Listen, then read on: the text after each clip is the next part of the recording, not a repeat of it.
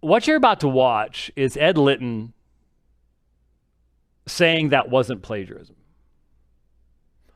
And the only explanation I can have is either this is a man who knows he has the Southern Baptist deep state in his pocket, and so he can say and do whatever he wants, or he's the Joe Biden of the Southern Baptist Convention. In other words, a figurehead who is being told by others what to say and to do, and just leaves it all up to them to deal with whatever comes as a result. And so here you at what used to be the premier Southern Baptist seminary, back when I was at a very, very large Southern Baptist seminary, church, not seminary. Southwestern that was the be all end all. That was the goal. That was the gold standard at that time.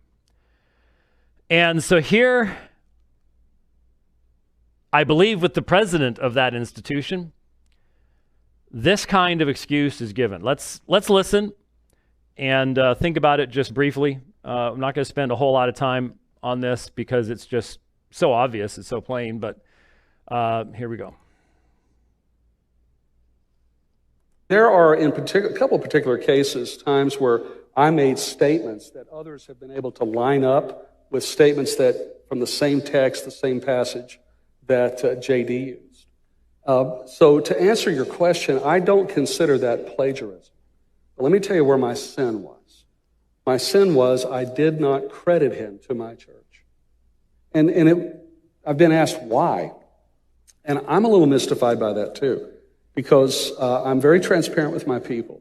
And the goal of using material, whether it's written by R. Kent Hughes or International Critical Commentary or any other commentary you use, is to expound on the text and to make sure people understand the verse-by-verse meaning of that text. So that was my goal. It wasn't to become famous, because quite frankly, if that was my goal, I would not have picked J.D. Greear as someone to quote. The problem was I did not credit him. And I have repented of that to my church. I have repented of that to our leadership. And quite frankly, we're in a process of changing some things. I'm fasting from listening to preaching right now, because it turns out I have a capacity to remember statements that are made in an audible sermon that I hear that's a little too good